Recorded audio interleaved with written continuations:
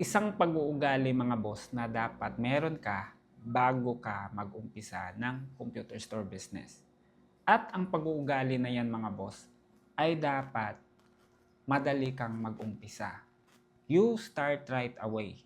Ito yung isang pag-uugali mga boss na kahit na hindi ka pa ready ay nag-i-execute ka. Kahit na hindi ka pa ready ay nag-uumpisa ka na.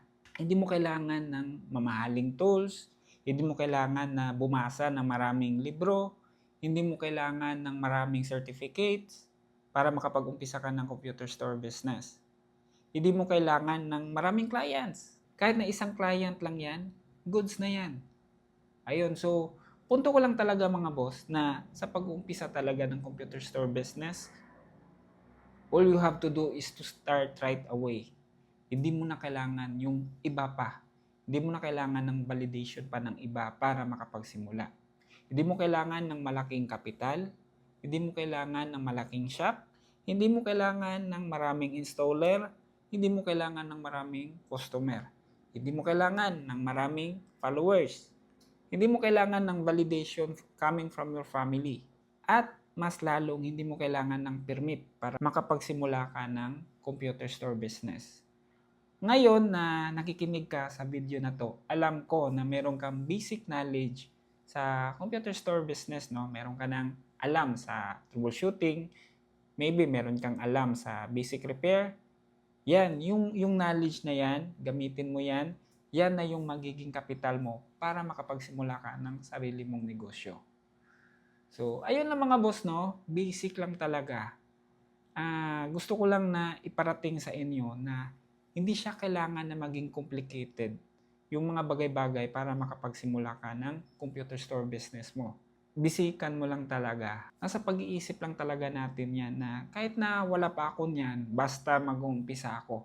Magpo-post ako ng products and services ko regardless if meron na ako or wala pa. So, magpo-post ako ng mga services ko kahit na wala akong tools. Magpo-post ako ng products kahit na wala akong kapital. Kasi pwede naman ako na pupunta lang sa ibang store. Magiging reseller lang ako ng mga products nila. And sooner or later mga boss, pag meron ka ng mga kliyente, meron ka nang naipon na kapital, no? So, pwede ka nang bumili ng mga tools or ng mga sarili mo talaga. Pwede ka nang bumili ng mga products na ikaw talaga yung source, okay? Pwede ka nang bumili ng maramihan, ng volume, di ba? Pero ngayon na nagsisimula ka, all you have to do is to start right away. So, sinishare ko po yan sa inyo mga boss dahil isa sa pinaniniwalaan ko mga boss na sa pagninegosyo talaga ng computer store business, execution is the key talaga para mas mabilis kang makapagsimula. The more na mabilis kang nagsisimula, most likely niyan, mabilis kang mag-fail. Most likely niyan, mas marami kang ma-experience for a short period of time. The more na mas marami kang experience mga boss, mas madali kang maka-adjust. At the more na nag-a-adjust ka, mas lalong lalaki yung knowledge mo, mas lalong lalaki yung negosyo mo. At by that time mga boss, sure ako na magtatagumpay ka sa negosyo mo. So ayun lang mga boss, no? Gusto ko lang talaga na pakita sa inyo mga boss na bisikan lang natin para makapagsimula po tayo sa negosyo natin.